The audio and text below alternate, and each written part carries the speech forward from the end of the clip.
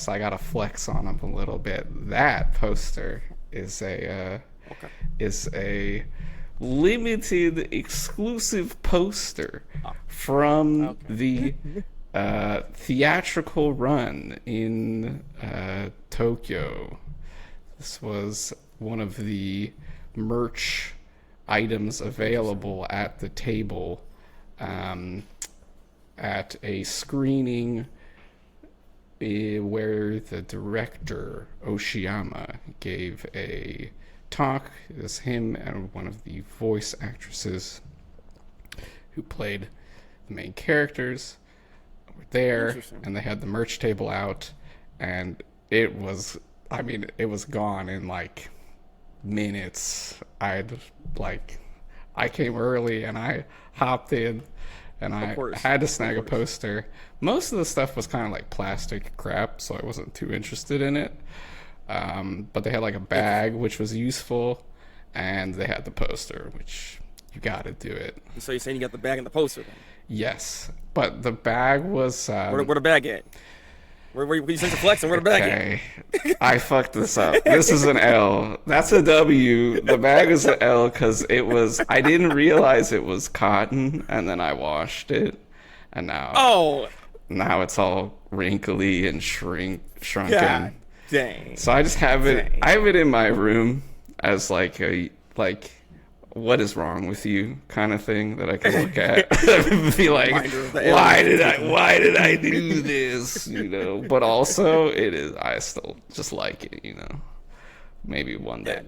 Maybe one day they'll come with you can technology. At least say you have it. It's a limited edition bag, right? Yes, and it's a limited edition tote bag, Regardless of the condition of it, it's still limited edition. Exactly. I have it. I have like 3 of his what is it? The like original manuscript before he finished the final product. That was like a giveaway gift.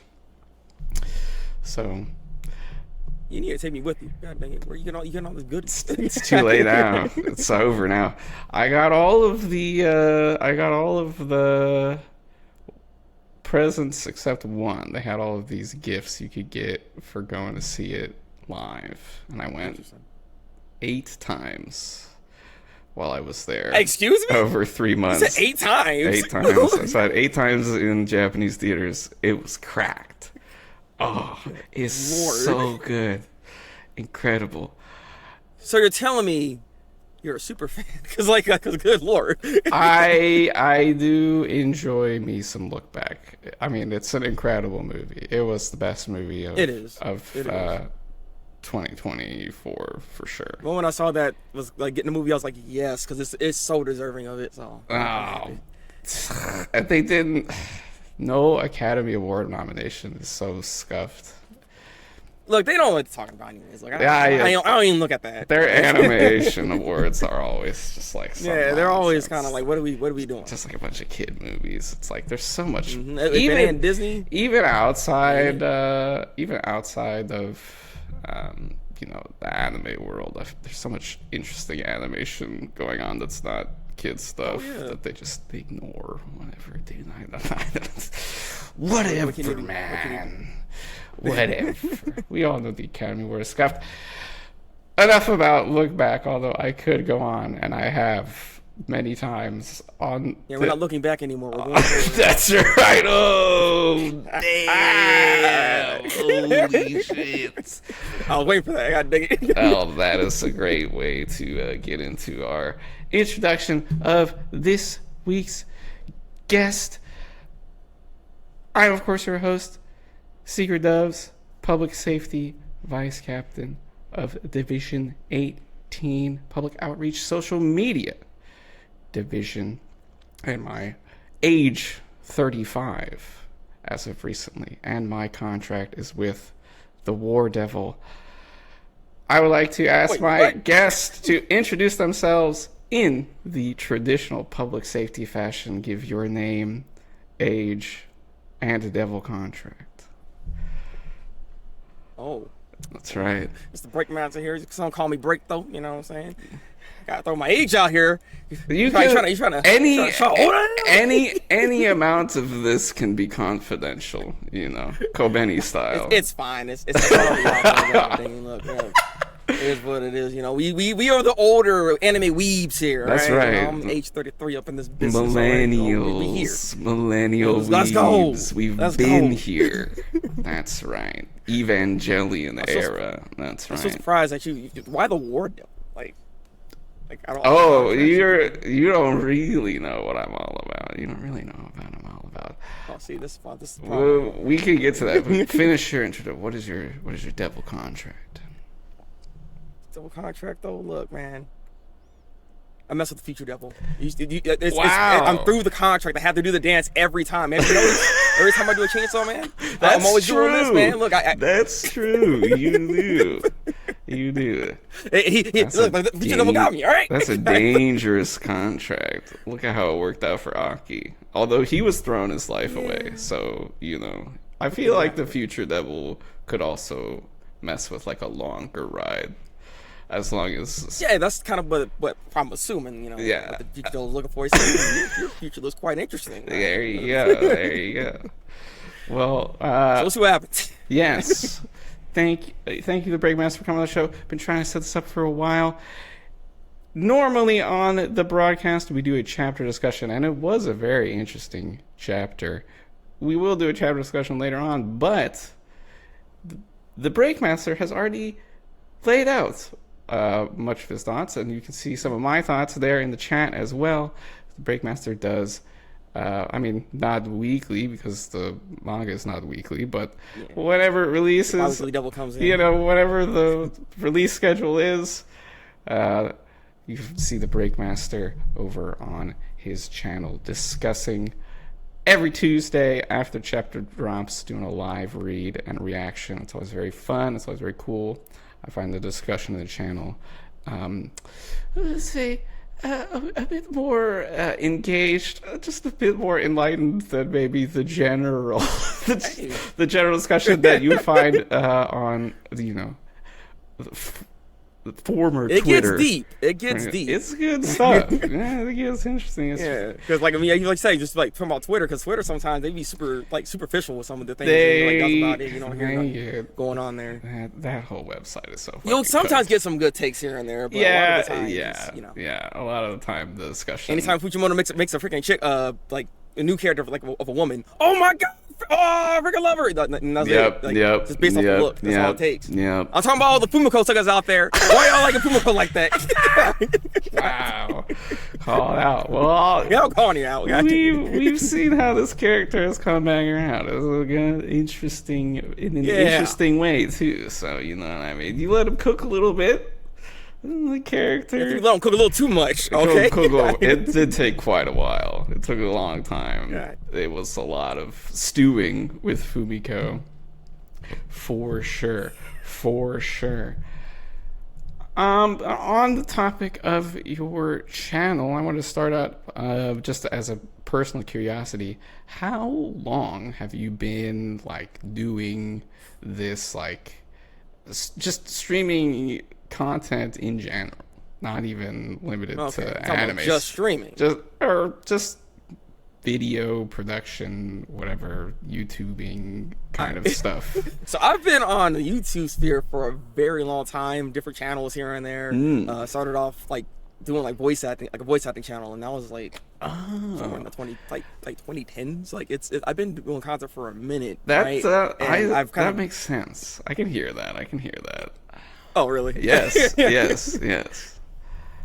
So between doing that, then I transitioned to doing anime reviews a couple of years later after that fact. And I've had two different channels after this point. This is my main channel now that I'm still doing pretty much, anime reviews, anime discussions, anything anime related. I always tend to kind of dive deeper into these type of things. I love anime. I watch it all the goddamn time. So why the heck not just talk about it and talk about some niche animes at times too? Because there's people that don't be talking about certain shows, and you don't hear about this stuff. Which is why seasonal talk's a thing. There's a lot of stuff that flies under the radar of the mainstream discussion.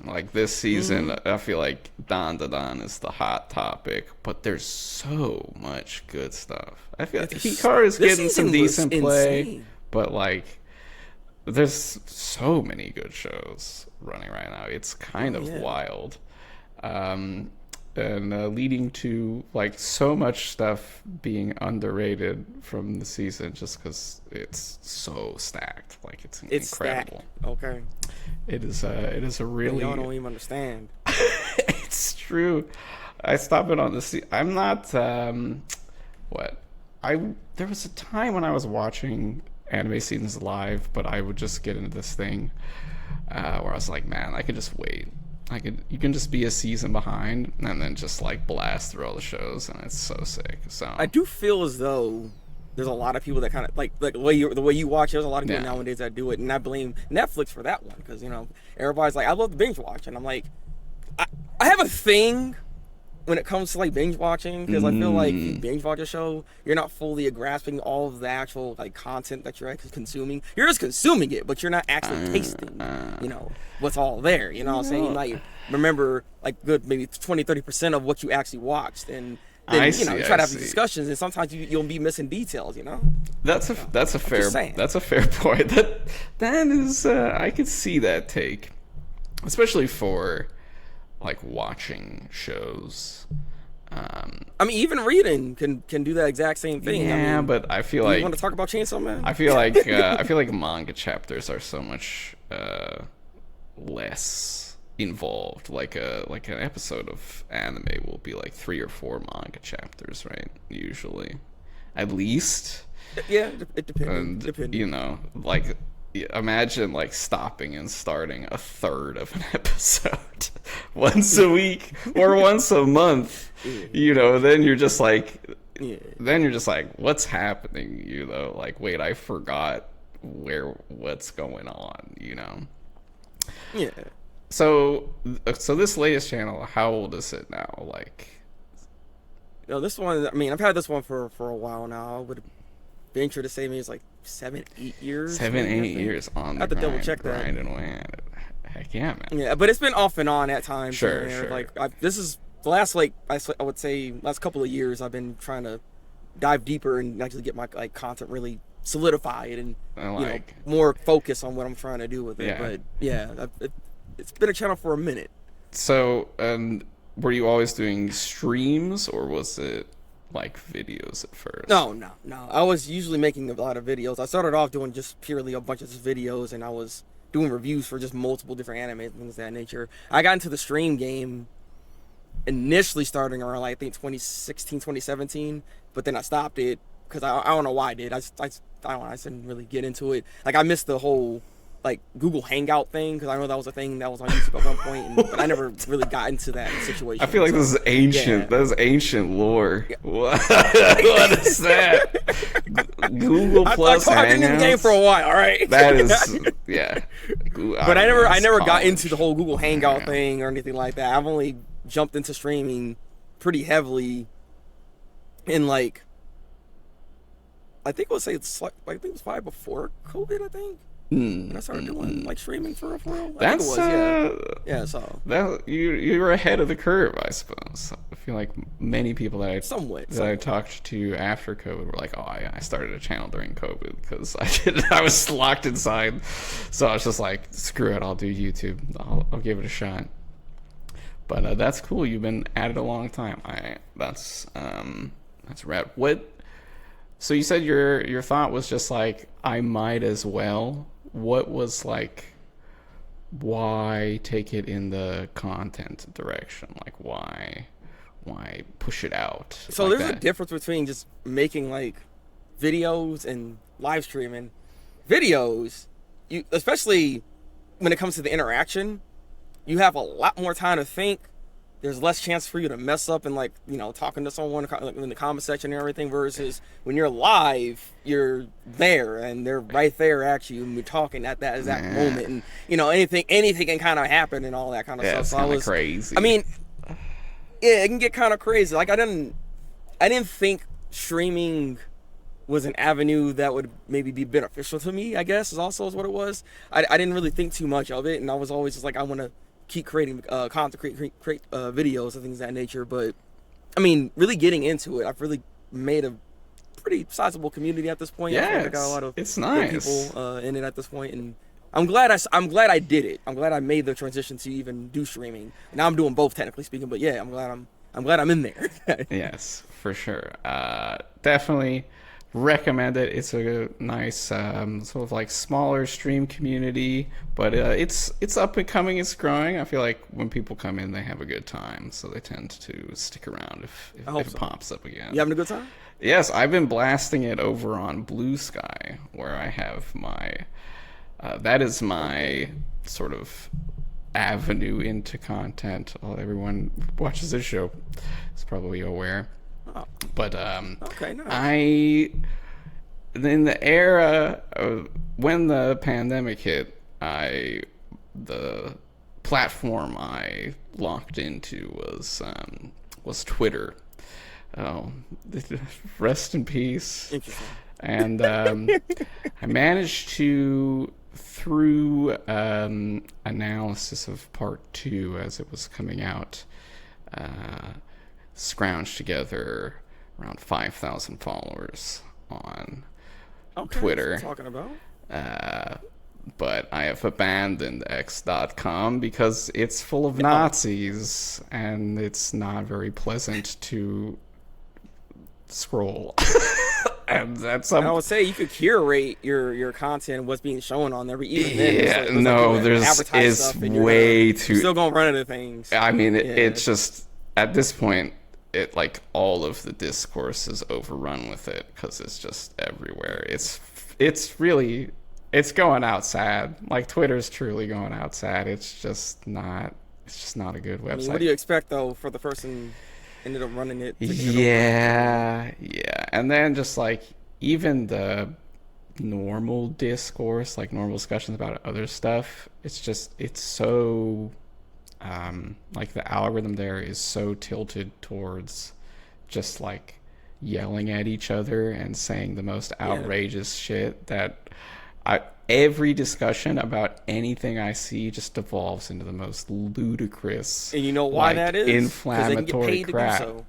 Well, even if they're not getting paid, it's like the more ridiculous stuff you say, the more likes you're gonna get, because like the culture has just devolved to that point, and it's just like I was using it, and I was just like, this is making me a worse person and like worse at thinking about stuff because I'm like becoming convinced that discussing things in this absurdly negative and aggressive way is like a way you should think about things, and it's just not. It's just a stupid thing to do. You're better than me though. You seem like you actually engaged in the comments. Like I don't say nothing. I just retweet stuff. I'm not doing all that. I was tweeting pretty hefty. I think I have over. Oh God, how many do I have? I don't even want to look. It was a large number. It was definitely over 50,000. But as content creators, you gotta have the Twitters and the Blue Skies and the Instagrams and all that stuff, right? Because you gotta, one, secure your name, and two, you just gotta make sure you got all the social media so you're up to date. Yes, you can't be a fossil. I transitioned over to Blue Sky after Twitter fell out. I've seen some of the Chainsaw Man fandom kind of like completely dissolved on X. I said like all the communities because so many people just were like, screw this website. It's garbage now, which it really is. So you're saying like the chainsaw community is like more on the Blue Sky thing? Not as much. I would say. I mean, I feel like all of the Twitter communities have like fractured to other social media. So there's like people who just went over to video, went to TikTok, people who went back to Tumblr, retreated back to Tumblr. So Tumblr is kind of Tumblr is kind of picked up again, although I was never really there. I don't really like it that much, and I went over to Blue Sky and we built up a little community of discussion around Chainsaw Man. So I managed to get up to 2K over on Blue Sky, which is kind of it's relatively. I need to add to that number. It might be relatively like more, considering that the overall user base is much smaller, right? It's like 5K compared to all like of making Twitter. 2,000. That's impressive. And 2,000 on Blue Sky is solid. Not one of the biggest accounts, but I feel like it's a big enough account now that people are like, "Oh, this guy's got 2K followers. I'll hit him with a follow. Let's see what he's all about." Yes, I and need to get into my Blue Sky to do that. That was a long-winded answer to the original question. Why is your contract with the War Devil? Because my account branding is War Devil. I am War Devil on X.com. That's my display name. Yoru's my favorite. Interesting. Yoru's my favorite character.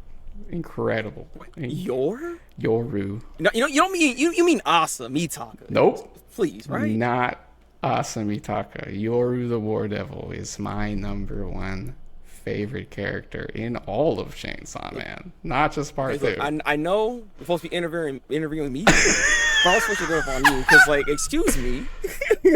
I'm gonna need you to explain exactly why Yoru is your favorite. What if someone said Makima was their favorite character in part 1? Would that be crazy to you? They want to get stepped on. That's what it is. They out here barking. What are you talking about? Well, there is some of that, but like. Some. Well, okay. You mean a lot of that. There's a lot of that. I feel like Yoru has dodged that most. I feel like that kind of fan base for her is like truly the most fucked up guys you've ever met. It's like, you have issues, dude. Like, if that is how you are thinking about this character, you're fucked up. Like, you need to go to therapy tomorrow. You gotta tomorrow. Why you wait? Yeah, right now. I'm gonna do therapy for you because you need something. You need help immediately. Why do I like Yoru though? Because she's the War Devil. War is like the central concept of the story. And her role in the story is to embody and enact that central idea, and it is so captivating. She's infuriating, she's crazy, she's insanely evil. She's doing all this wild stuff, and it drives the whole story forward.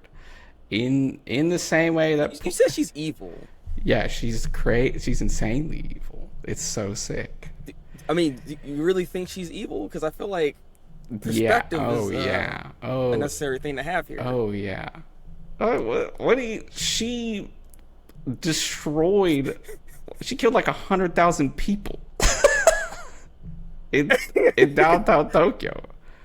Just mass murder. I mean, look, Makima has just killed many people too. Did but some like, sexual she had assault. Yeah, and Yora doesn't. That was fun. She was doing that shit. That was just collateral damage. Another Tuesday. And then she laughed about it. Dude, she was like, "Lamau, like, look at that, look at that, look." You know what I mean? We're having a good time committing some genocide. What are you gonna do about it? She's so evil. She's so insane. And in terms of like capturing the concept of war and driving that like core theme through the story, and what more could you ask for? Incredible work. And everybody hates her now, which I was always waiting for. As soon as she came in and she was the War Devil, I was like, oh, she's insane and so evil. But then she was like Asa's friend, and I was like, she's gonna do some heinous shit, and everybody's gonna be like, I hate Yoru now. And I'm like, that's what I thought. I particularly hate her, and that's what happens. Well, okay, now again, she's a War Devil. What do we expect is gonna happen? Like, we're not sitting here and we're like, oh no, we're gonna love war. Like, what you see, you are a Yoru understander. You get it. It is in her nature. It is. She is the War Devil. I mean, she's a devil at the end of the day. Well, I mean, that's kind of the other thing. Like, if everybody was thinking she might be something different, you're Asa Mitaka, because that's exactly what I'm saying. Thinking like, oh, she can't. That's what I'm saying. bad. Like, And that's why everybody's mad about what's going on with Asa, because they were her. And they got. Just like Asa got. And that shit hurts so bad. And that's why they all fucking hate Yoru now. Yes. I mean, Fujimoto's fucking doing it. Anyway, you can tell I'm fucking gassed about part 2. But I want to ask you another thing. We talked a little bit about your general anime stuff. Chainsaw Man, because I haven't looked into the full story here. How long have you been like engaged with the Chainsaw Man story? Like, when did you get into it, and like how long have you been doing this, like chapter to chapter reaction stuff? I've if I remember correctly, I think I started on chapter, I think it's either 96 or 97. It was beginning of part 2, basically, when I finally got into covering it on the week's first chapter part 2 is 98. 97 is 98. Okay, I couldn't remember exactly which one it was. Part, yes, 98. So I got into it right at part chapter 2, 1. I mean, it is a compelling chapter. This guy can make. Yes, this guy makes first chapters. I mean, I miss Bucky. True.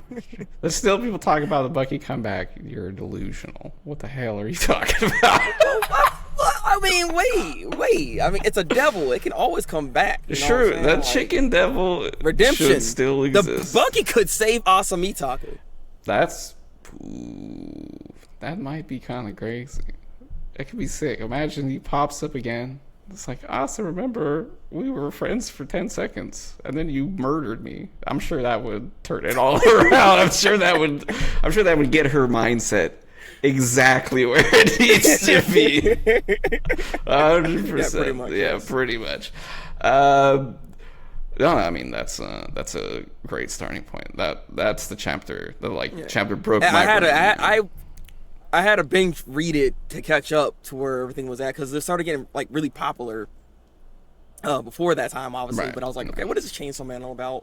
Let me go see what's going on. I mean, I don't know if it's a hot take. I've said this a few times already, like in my streams, but like, I didn't like Denji. I didn't really like any of the main cast, for that matter, right?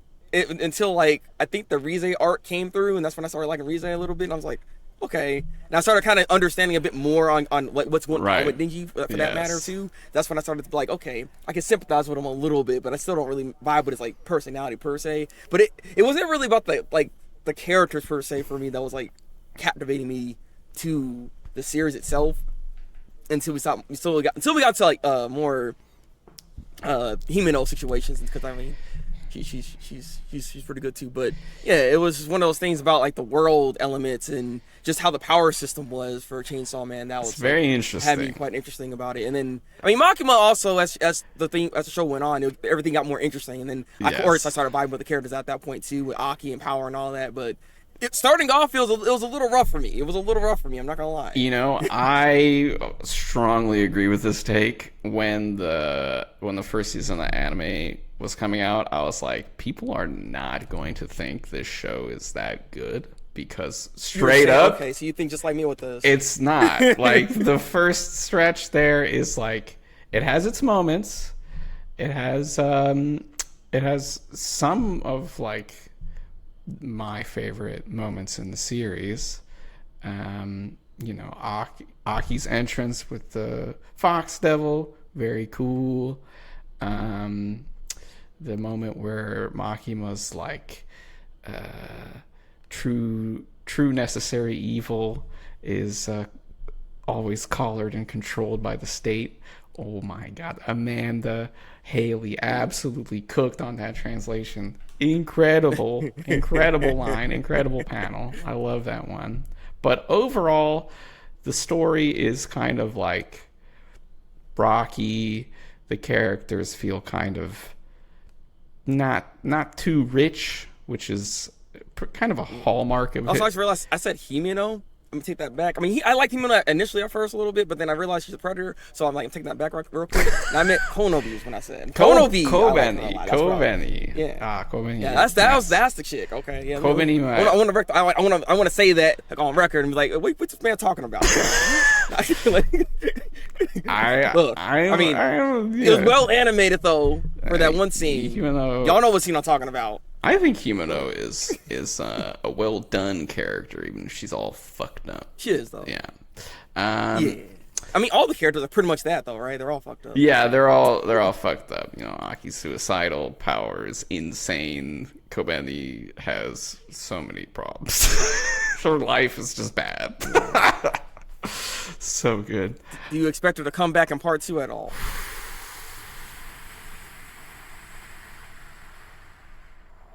I did. I don't know at this point. I don't know. I'm hoping so. I would like to see her, but I'm feeling more and more like probably not. Probably not at the end. I was saying anything with Kishibe too. Like I just feel like both of them are. I don't know what they're doing. I mean, we've seen Kono be his freaking brother, but like, I don't know. I feel like they could though. It's so weird. This story. So okay, we'll get to what the deal with part 2 is a little bit more. As I was saying, like that first stretch, it's okay. It's got some interesting ideas. The characters are kind of all over the place, and the plot is kind of all over the place too. And stuff just kind of happens, and you're like, okay, there we go. And now I guess that arc is over. But then it starts building, and then you sort of start to piece together that this is like there's like a bigger arc going on, right? And that's why like the individual pieces aren't necessarily the most they're kind of like bite-sized little self-contained things that don't have like so much to them, but they're like building into this bigger thing that eventually goes insane at the end and blows up, and then you sort of get what was going on the whole time. Because so it's one of those situations where you gotta let it cook, right? Yes. The long thread of what Makima is doing all comes together with all of the elements, even from the very beginning, coming back around, and it's so sick. It's so crazy. On that note, you've been reacting to part 2 since the very beginning, week to week. So I've also been on that ride. How have you been feeling about part 2 of Chainsaw Man as you've gone through the story? It's interesting. Okay, so like, 'cause I see like the discourse online when it comes to part 2 in general, and I know a lot of friends of mine have like dropped it and stuff like that. 'Cause one of the major, I think, issues that even I find to part 2 is its pacing. Especially if you're reading on a week-to-week basis, it's like one of those things where it's not always fulfilling, right? Because some chapters will be doing nothing. They'll be talking and then that'll be it. Like there's really nothing. There's no talking point, nothing going on with it. So like the pacing can be a bit of an issue if you read on the week-to-week basis. Which if you were to like binge read it, it might be easier or more digestible that way. But that's like the only thing I feel is at fault for part 2, because other than that, that, and also I can say this too. I think the other fault with it is the fact that its characters aren't as engaging or as interesting as part 1 characters either. Is a thing I would actually give for part 2. Like I feel like, especially considering where we're at right now in the manga, but just what happened just this current week, like. Yeah, a certain character might be gone, so it's like, but why? There's no shot. For posterity, as the time of recording, this is after chapter 212, in which Yoshida blew up or something. What happened? I ain't try to say like the name. I said something happened. Like. I mean, we're a week out from the chapter. It's like this is a weekly discussion. We don't even do it day of. I try to give some time. Okay, I do want to give another props to the Breakmaster channel as a live reactor. You don't put stuff up on the screen, which I respect that. Yeah. I respect that. That's that's sick. That's you're taking some hit to the content for integrity. I respect that.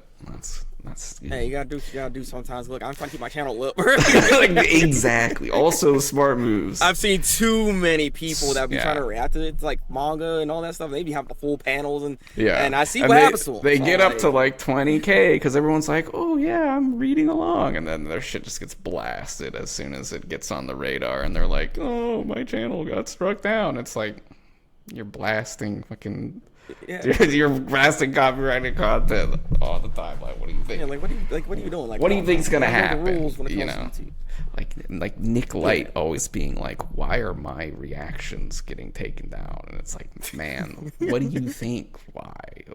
You're playing fucking other people's. Whatever, dude. Like, we're covering it, and then we also discuss it and stuff like that too. Like, it becomes more of a whole thing outside of just simply a reaction. Just been watching too. Anytime I do reactions, that's what I try to do too. So it's just it's good. I like the content stuff. You can read along at home. It's free. Just open it up and read it right. Exactly. Read along. This is Shonen Jump app. Like, what we doing? You pull up the website right here. What's going on? Anyway, that's an aside. I'm largely with you. So I was thinking about the characters, and it's an interesting thing because, you know, on the one hand, I can kind of see that perspective. Like, I definitely feel that. Like, there's a way, like, if you compare, you know, like Kobeni's brother to Kobeni, it's like he's washed, right? But Yoshida to Aki, it's not even close, right? But okay, I don't really feel like we actually have an apples to apples thing here. Because there's a big factor in terms of the part 2 characters, which is that we have another protagonist. We have Denji and Asa, and there's really no character who's not Denji that holds up to Asa at all in part 1. There's no corresponding Asa. So like, Asa's kind of like an Aki character.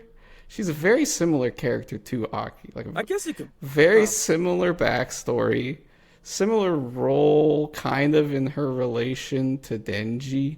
You know, obviously Aki Denji wasn't romantic in that way, but it was like, you know, the deuteragonist to Denji role, right? Aki and Denji, Asa and Denji, and I mean, to even make it like a further thing here too is like from part 1 to part 2. What's also different is just the structure of the villains, right? Like, we don't. Yeah, there's no Makima. It feels like with part 2, it's just Makima in part 1, and part 2 it's like kind of divulges everywhere in a way. So it's like there's not really a central focus necessarily on what we need to deal with. Because even before Makima, it was a gun devil, so we had a central idea of where we're trying to go here. Whereas part 2 kind of doesn't have that. It's a very looking at the story structure, I can definitely see why he took it out of the magazine, because like Weekly Shonen Jump, the magazine, is pretty insistent that you're like doing the shonen cycle structure of like arc with villain, defeat the villain, even if it's not necessarily like a battle, if it's like a sports thing, or you know, like Akane Banashi, they've been getting like more abstract with it in the last decade or so. But even still, it's like, you know, the arc, the focused climactic moment, the struggle versus some kind of challenge, and then you overcome it, and then you reset and you go again, right? Like, if you're they literally will not let you run in the magazine if you're not doing that. They're like, we do that here. If you want to come in here, that's what you're gonna do. I mean, I feel like that's just one of the things that that's a requirement that Shonen Jump needs you to do. You have to have certain shonen tropes, because these are technically tropes to the shonen genre. So if you're not falling in line with that, then obviously, like, they just don't put it. I mean, they're you like, can still be good. Yes, there's plenty of other. But not magazines. Be good in our magazine. Yeah, there's plenty of other. Go on Jump Plus. You can do that over there, but Exactly. And I think at this point, everyone has realized that is not what's going on. It's not even close.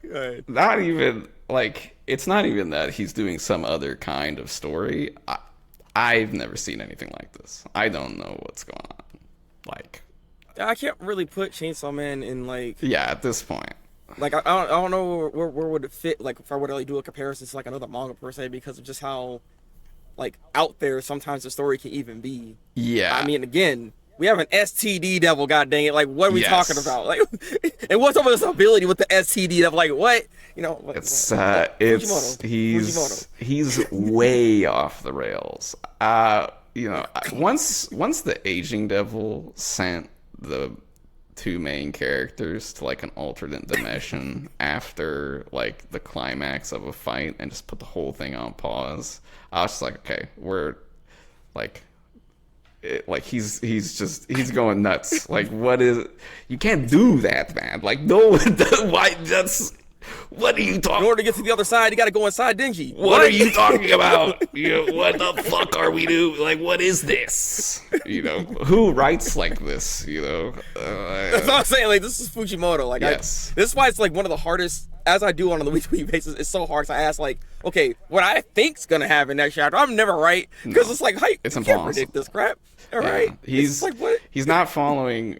He's not just not following the rules of shonen. He's just not following the rules of like stories. Like, you know, no, where like not at all. The next sequence, like the next events in the sequence, should like follow an established logic of the previous events. You're like, that does not apply to this story. No. So we're just. But that's just one of his like quirks or many quirks to him. I really love though when it comes to storytelling because it's so unique in that fashion. It is. You won't read anything like it. Whether you end up loving it or hating it, certainly you will not read anything like this again. No one else will do this, probably for very good reasons. They will not be doing this again. But yeah, that's why you gotta read it out. You know, it's only gonna happen once. Yeah. So like, we were talking about the characters in terms of like having Asa there. If you compare like Asa to Aki, I think Asa's like a little more developed and like engaged with the overall plot, whereas Aki kind of fades for a lot of the story and then comes back in at the end for the whole Gun Devil thing. And then if you have it like that, then it's like, okay, well, if you look at like Yoshida versus maybe like Power's a little more fun, but Yoshida's kind of a lot more going on and sort of like does more stuff throughout the story, you know? I mean, it's like a yes and no. I don't know if I agree with that, actually. You know what I mean? It's like, because like my main complaint is that why isn't Yoshida doing more? Like, he's part of safety. He's okay. He was there in the beginning. And then he disappears. Then he kind of like he's very off and on, and he's very sporadic when it comes to his appearances. Yeah. And even when he is there, he's not really giving much to anything when it comes to the series or to the story. Like, we don't really know much about the guy. It's true. It's true. He's very it's a lot of like asking you to try and imagine what's going on with him, you know, behind the scenes. I mean, we need some definitive information. I agree. Many Yoshida fans keep being like, we can just use subtext and it's fine. I'm like, you need to stand up. You need to stand up for yourselves. You need to look Fujimoto in the fucking eyes and say, give us something, you fucker. Stop with the bullshit.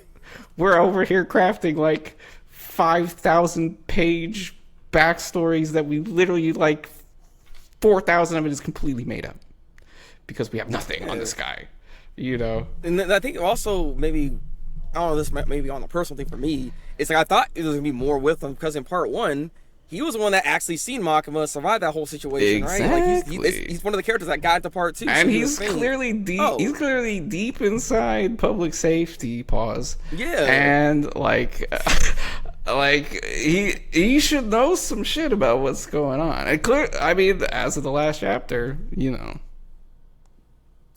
he's involved with something that's going on. So that's what I'm thinking. Like I don't think he's gone. And okay, strictly speaking, we're just doing chapter discussion now. But strictly speaking, his story can't be over yet because we literally don't know what the fuck just happened. So there has to be some more explanation of like the events that just occurred. Well, actually, how did he blow up? Well, we don't know. You do? You do? But we have the reason like why he did it though. If you remember, his whole plan with Yoshida meeting with Denji, he wanted Denji to choose to have a regular life. Denji's not choosing that. It's obvious he's not choosing that. Well, so he has to. He can't really. Yeah, I mean, yeah. I suppose maybe. That's possible.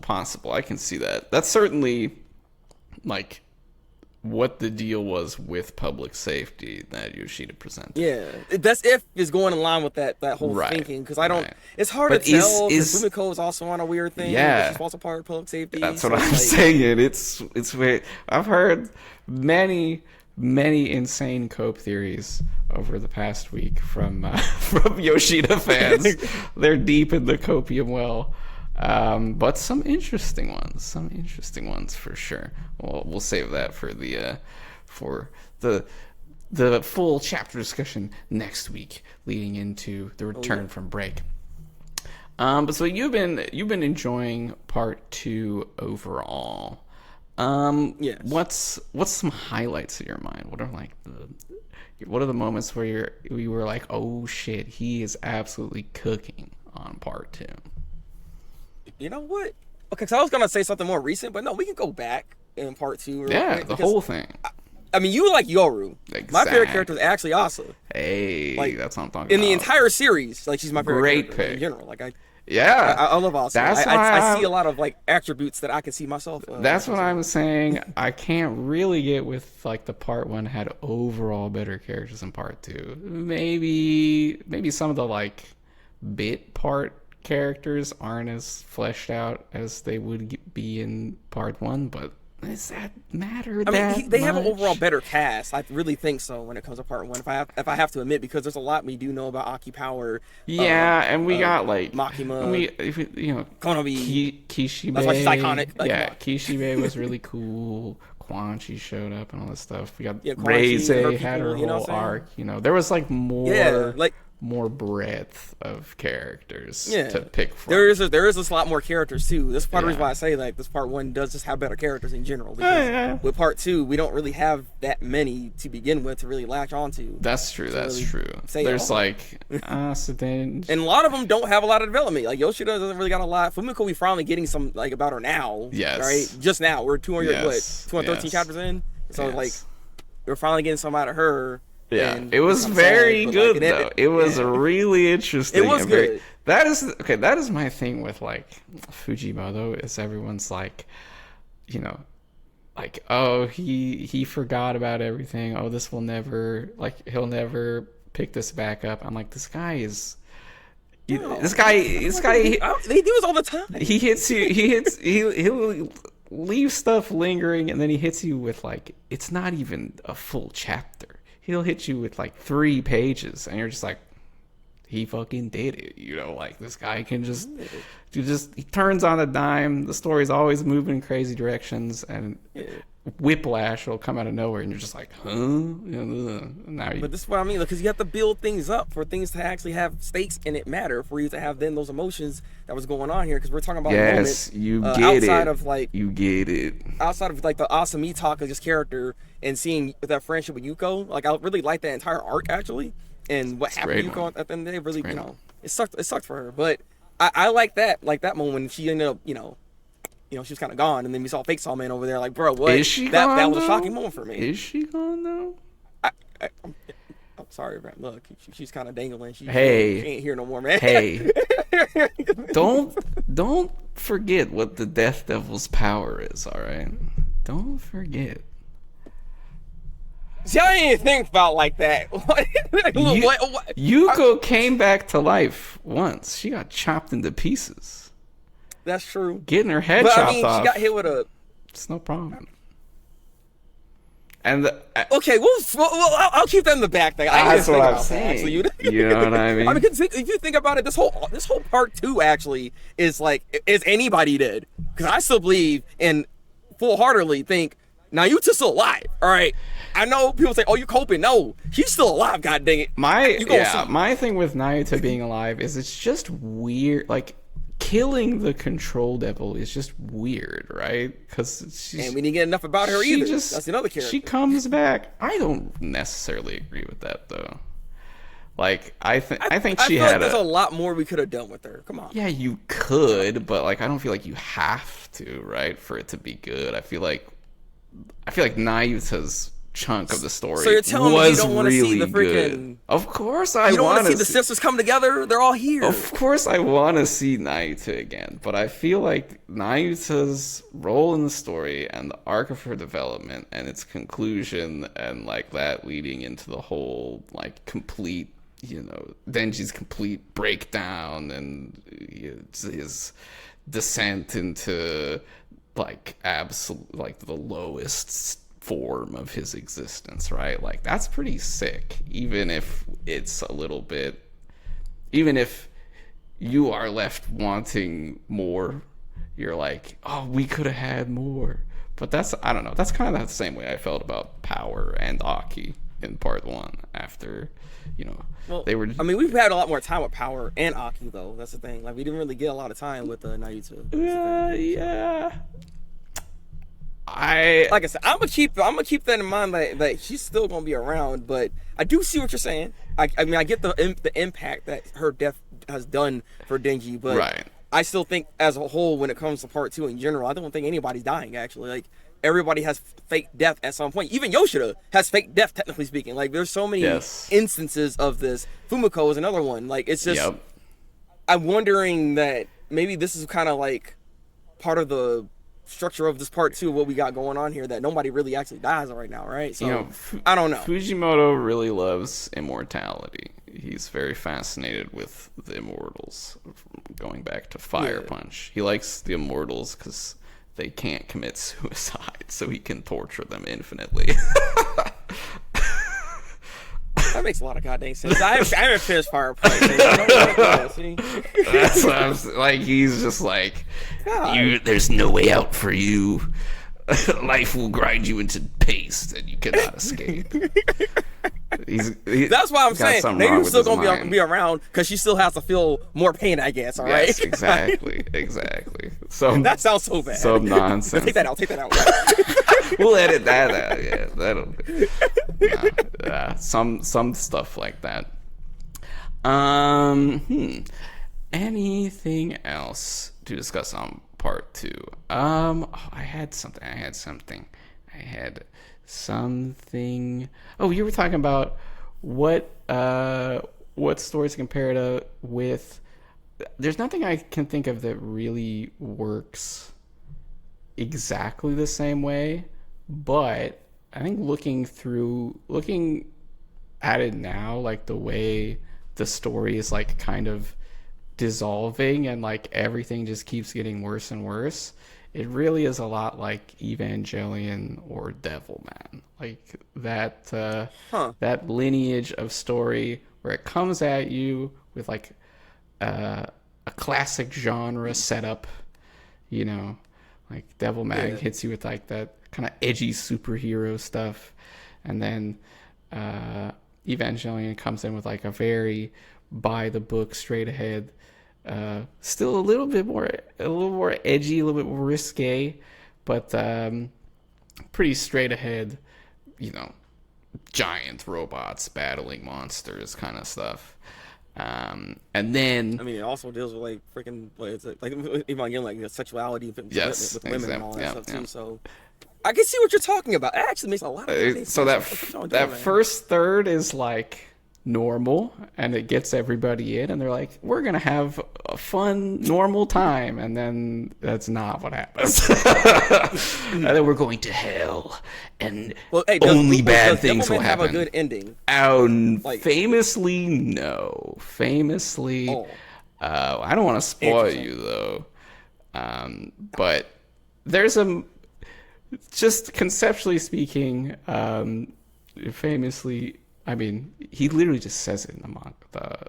The mangaka Gona guy was very, very angry about the Vietnam War that was going on at the time of the manga's writing. He was like very disgusted with the state of humanity in the Vietnam War, especially how, like, Japan was pretty involved, not directly, but they were playing a pretty strong supporting role as like providing manufacturing and base of operations for the U.S. military to do all of these commit these horrible atrocities in Vietnam.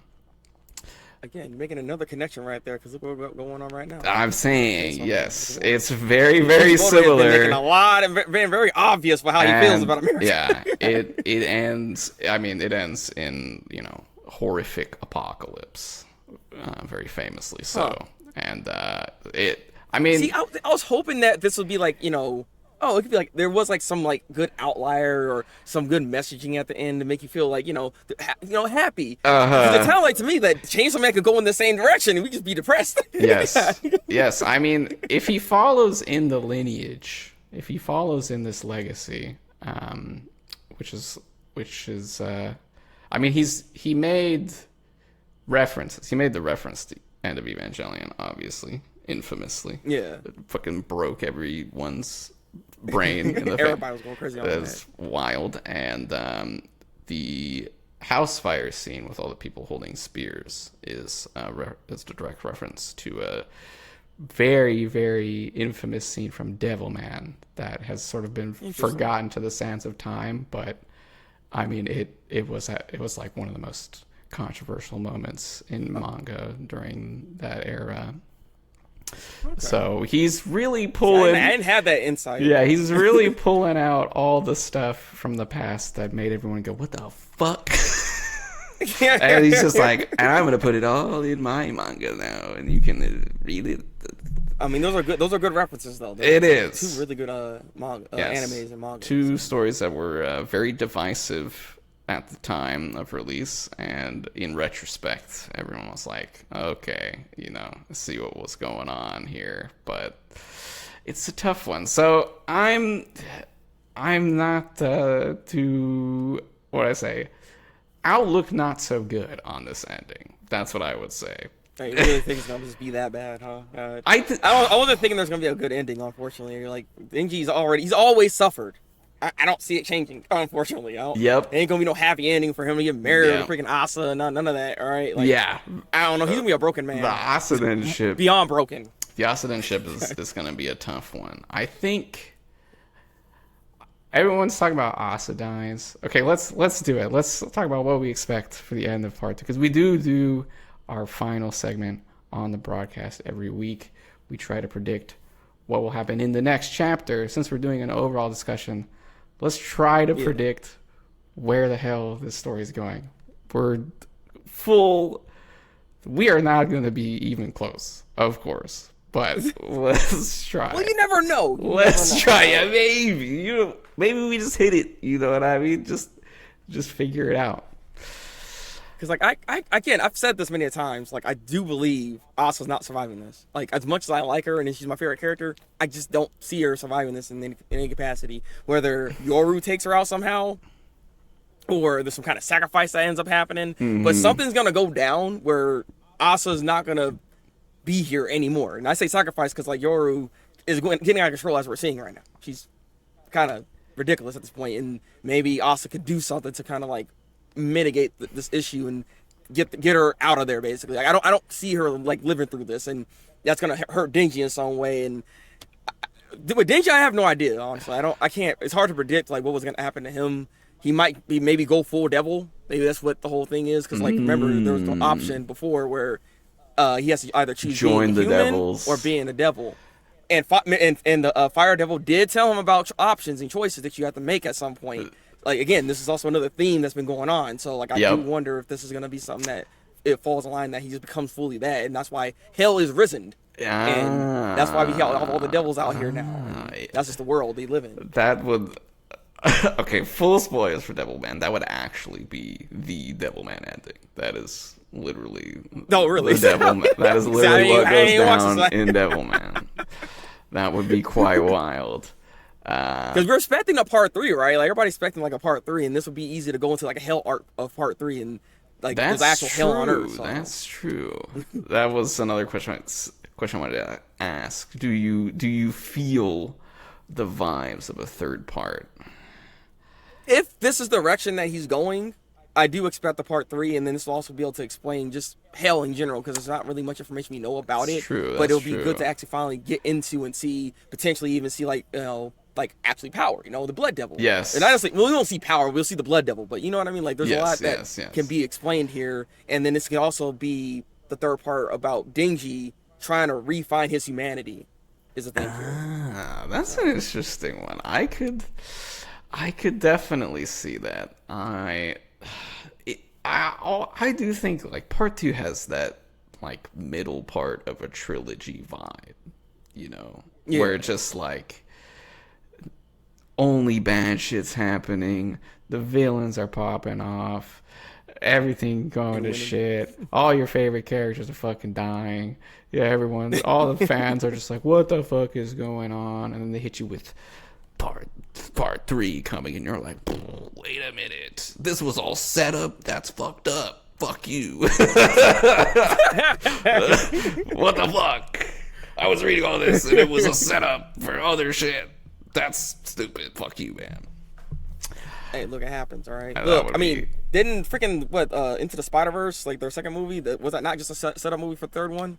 It's true. It is what it is. It is what it is. It's how and he likes movies. You gotta remember, Fujimoto is a movie buff. He loves movies. So, he's had massive success with Chainsaw Man. I feel like parlaying that into his own trilogy is just a natural move for him. But also, he could just do it Devilman and just throw the Earth into hell and be like, high key, humanity deserves it. GG, signing off. I hate y'all. We're all trash. I hate Thanks for reading. I hate everything, and I hate you too. Goodbye. Just like he can do it. I really hope not. He can do it. Oh. I don't feel like he's that kind of writer. Go Nagai was that kind of guy. He had a huge chip on his shoulder and was kind of. So you're also thinking there's a part 3 then? Yeah,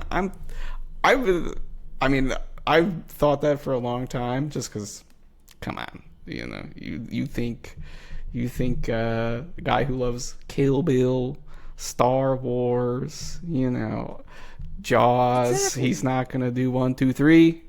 You're kind of That's kind of crazy. It'd be kind of crazy for him not to do it when he has the chance. Yeah. But I don't know. I also I feel like he might be getting like he might be wanting to like wrap it up and move on to other ideas too. Might be having. It's not impossible. Look at all the one shots he's made. Yeah, like he clearly has a lot of other things, and they're getting animated, so it's like it's not as though he needs to just stay doing. He doesn't have anything to prove with the story anymore either. Like he doesn't really have anything to prove as an author. He's already, climbed to the highest heights and, broken open the whole game and had a massive influence on the nature of like manga storytelling already. So it's kind of like, I don't know. We'll see what he does. It could go either way. Certainly it seems like part 2 is coming to its conclusion. Like lots of things are happening all at the same time. All the story threads that were hanging around are coming back together and building into something. You said Asa's gonna die. I think Denji's gonna die. I think Denji is done for real. I think. What makes you say that though? Well, Asa said she was gonna do it. She said her plan was to cut out Denji's chainsaw heart and replace it with a human heart. And we all know that Death, who had suggested this plan, is probably not going to follow through on that whole situation. So I feel like Denji's just, Asa's going to be like, I'm really going to do it. I'm going to save him. That's what I wanted to do, and then we'll get out of this, and then Denji's going to be cooked. And so you're expecting Asa then take over the main role? Yes. This is very interesting. I just really can't see that, especially considering this is Asa Mitaka we're talking about. She's gonna trip and fall on the most important part. The fact that she didn't do it this last time is kind of surprising. So yes, like, but that's a death sign. But she hasn't been to the other side of her dream yet. Denji has, What's on the other side of Asa's dream? Part 3, And then they gotta go, rescue Denji, return Denji, whatever this is. Maybe with Pochita, maybe what have you. Lots of potential directions you could go from there, but I just feel like the vibe is like this character, like he's so cooked, Like imagine you have this guy, and then he like kills Asa, and then what? Like what? Then what do you do with this fucking guy? Like he's just everything sucks. I mean, his life is shit. He's oh yeah, let me go back and save power now, cause like I don't know.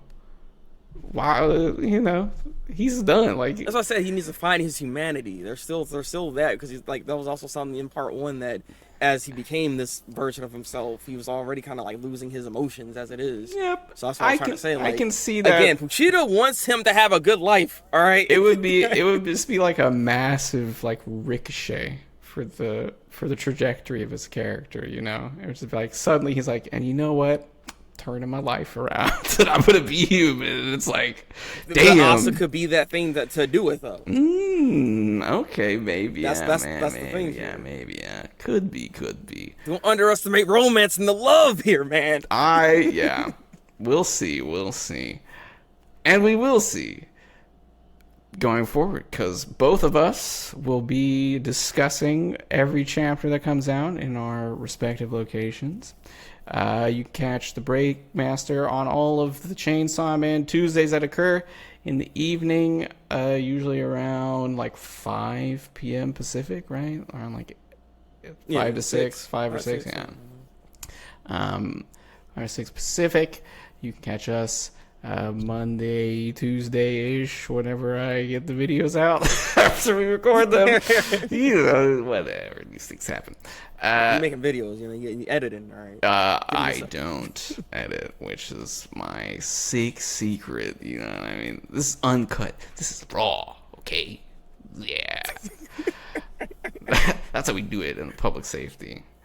They don't pay me enough to. I think I'm in a bunker, man. Like, screw that. Anyway, if you're my boss, you didn't hear that. Thank you, the Breakmaster, for coming on the show. It was a wonderful discussion. I was very excited to discuss with you. It was awesome. Thank you, everyone, for listening. Like, subscribe, comment. You got to put that at the end of the video when everyone's still watching. So smart. We will see you back next time for a chapter discussion where we decide whether Yoshida is alive or dead. Goodbye. I boy a lot.